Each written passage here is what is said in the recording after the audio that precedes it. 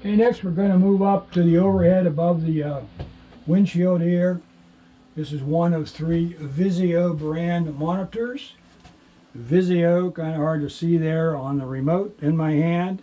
And I'm going to point out the inputs on this monitor. All 3 of them work the same way.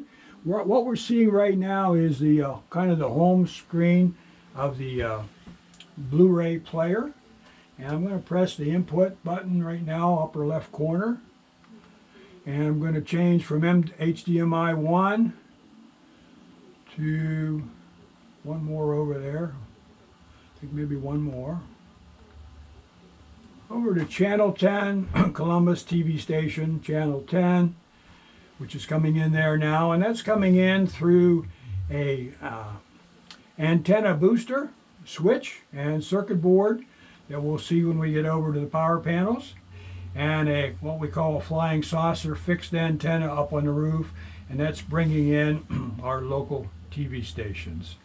And when you arrive at where what's going to be the home base for this vehicle, you're going to want to do in the settings, do an auto channel search, and for your area you will go out, search, and find however many channels out there that bring in a good signal, and they'll be there for you to use the TV. Press the input again. We already saw what HDMI 1 was. That was for the Blu-ray. And now we'll move over to HDMI 2. Nothing's going to come up there right now, but that's going to be your video conferencing and all of the things that are supported by Altasat. Some of you probably familiar with that. They're the third-party support people for the satellite VSAT equipment, the equipment that is in the electronics rack, and the ability to do video conferencing back in the back room there. So that are your inputs, and we'll move on from there. We're going to slowly start walking to the back, and I'm going to point out a few things as we go to the back. First, I'm going to look in the overhead above the driver here, and you're going to see that's where this hex wrench is stored. And this hex wrench is what you will need to open the front hood, which we'll look at when we go outside to check your oil level, transmission fluid level, washer fluid, and so on. So be aware of where that wrench is stored. Other blinds on the side there. And it looks like we also have them over on this side. As we head toward the back, we have an emergency exit over here. Lift the red handles, push out. Label's kind of hard to see there, it says that. Label there again, lift the red handle and push out. It's hinged at the top, swings out. If you need to get out of here in a hurry and the entrance doors are blocked, that's how you would get out. You have a dual purpose blind here.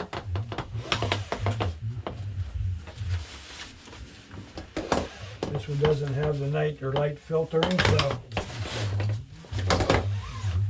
it's held up by the tension on these strings on either side. And if you find over time these are going to stretch a little bit and the blind is not staying up, Phillips head, the plus head screwdriver, pull a little more string out there, tighten the screw, increase the tension so that the blind will stay in the position you want it to stay at. Storage, overhead storage, that happens to be your awning controller there. Somebody put a label on it for you. A couple lights there tells you the status of the awning if you're having an awning issue. We'll talk a minute about this. This is called Quick Lube, and this is used for your automatic step, and we'll be talking about and taking a look at that automatic step when we go to do the outside of the vehicle. So that's used on the automatic step. The jacks, and then one of the handouts in there is going to repeat this again, what I'm saying. The jacks, HWH jack system, do not use this on the jacks, only on the automatic steps. The jacks, the jack cylinders WD-40. Literally spray periodically those jack cylinders, 4 of them at the 4 corners of the vehicle, wipe off the excess so you don't have jack issues. All of these interior cabinets use the same key as the key list here will say, and they are a 100T key, and all the locks are the same. Mentioned earlier, carbon monoxide detector, battery operated. When you change the batteries in your detectors at home, remember the vehicle, put some new batteries in it also. Everybody knows how to work a microwave.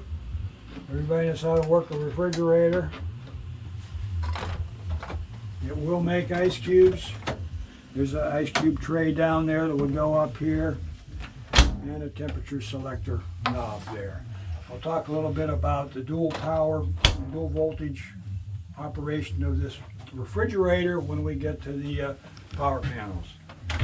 Broom closet, coach, whatever you'd like to put in there. That key there will never get used. They've added this lock so that you don't have to have one more key on your key ring. So this is used to lock whatever you might want to put in there that you want to secure, and not that lock. Fire extinguisher, there are 2 fire extinguishers. One's right behind this seat here, and I think we'll see another one in the back room.